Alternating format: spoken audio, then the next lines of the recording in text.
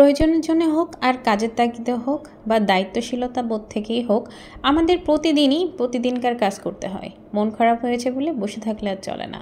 আসসালামু আলাইকুম এভরিওয়ান, কেমন আছেন সবাই? আলহামদুলিল্লাহ আমরা সবাই ভালো আছি। প্রতিদিনের মতোই একটা ব্লগ নিয়ে চলে আসলাম। বাংলাদেশের এখন যে পরিস্থিতি, সবারই মন মানসিকতা খারাপ, সবারই মনের উপর দিয়ে খুব বড় একটা ঝড় বয়ে গিয়েছে।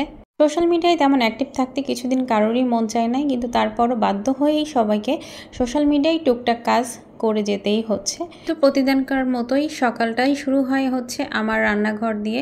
ঘুম থেকে উঠে ফ্রেশ হয়েই হচ্ছে কিচেনে ঢুকে আগে কিচেনে রান্না করার আগে সব কিছু গুছিয়ে নিতে হয়, কারণ আমরা যারা কন্টেন্ট ক্রিয়েটাররা আছি এদের কিন্তু কিচেন কেন্দ্রিকই কাজবাজ। আর কিচেনে যেহেতু আমাদের দিনের বেশিরভাগ সময় থাকতে হয়, তাই সব সময় চেষ্টা করতে হয় কিচেনটা যাতে আগে পরিপাটি করে নেই।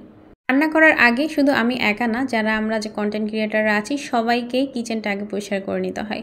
এই কাজটা কিন্তু রান্না করার পরও করা যেতে পারে, কিন্তু আমরা যে ভিডিও বানাই এ কারণে হচ্ছে আগে রান্নাঘরটা পরিষ্কার করে তারপর হচ্ছে রান্নাঘরে ঢুকতে হয়। আর রান্না করার মধ্যে যে কতবার রান্নাঘর পরিষ্কার করে নিতে হয় তার কোনো হিসাবই নাই। যখনই রান্নাঘরে যাব থালা বাসন থাকবেই, আর থালা বাসন ধুতে ধুতেই জীবনটা শেষ হয়ে গেল। মানে কোনো একটা কাজে গেছি, থালাবাটি ধোও, রান্না করতে গিয়েছি থালাবাটি ধোও, ভাত খেয়ে প্লেট রাখতে গিয়েছি থালাবাটি ধোও, ঘুম থেকে উঠেছি থালাবাটি ধোও, বাইরে থেকে বাসায় ফিরেছি থালাবাটি ধোও।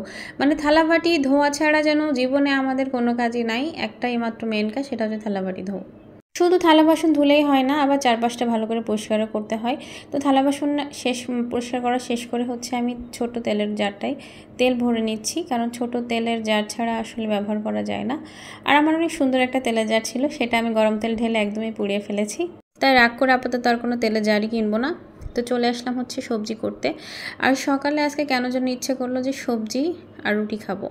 মানে হঠাৎ করে ইচ্ছে হলো। আমি সাধারণত রুটি রেগুলারলি বানাই না, মাঝে মাঝে যখন মন চাই তখনই রুটি করি, কিন্তু আজকে মনে হলো যে একটু সবজি আর রুটি হলে ভালো হতো। তো একদমই মিষ্টি কুমড়া, পেঁপে আর হচ্ছে আলু, এটা দিয়ে হচ্ছে সবজি করে ফেললাম। আর এখন হচ্ছে আটাটা কেড়ে নিব, আটা কেড়ে রুটি বানানোর জন্য প্রস্তুত করব। আর এটা করে দিয়ে হচ্ছে আমার সকালের যেই রেগুলার রুটিন থাকে সেটা করতে হবে। আর সেই রেগুলার রুটিনটাই হচ্ছে চা ছাড়া কিন্তু আমাদের সকালটা যেন চলেই না। আর আমরা যারা চাখোররা আছি এদের শুধু সকাল সন্ধ্যা বলে কোনো কথা নাই, হুটহাট করেই চা খেতে হবে, চা না হলে হবেই না। এই যে বাবা ছেলে এখনও ঘুমোচ্ছে, ওদের ঘুম ভাঙে নাই, আমি এখনও ঘরও গুছাই নাই, জাস্ট নেমে ঘুম থেকে উঠে ফ্রেশ হয়ে কিচেনে ঢুকে গিয়েছি। তো এখন চা খেয়ে তারপর হচ্ছে ঘর গুছাতে হবে। এ হচ্ছে আমার আদা চা, অর্থাৎ রং চা। আমার আদা দিয়ে রং চাটা কিন্তু খুবই ভালো লাগে। অনেকে দুধ চা পছন্দ, কিন্তু আমার কেন জানি এটা পছন্দ।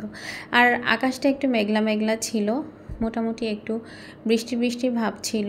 তো আজকে ব্লগটা এই পর্যন্তই। সবাই ভালো থাকবেন, আল্লাহ হাফেজ।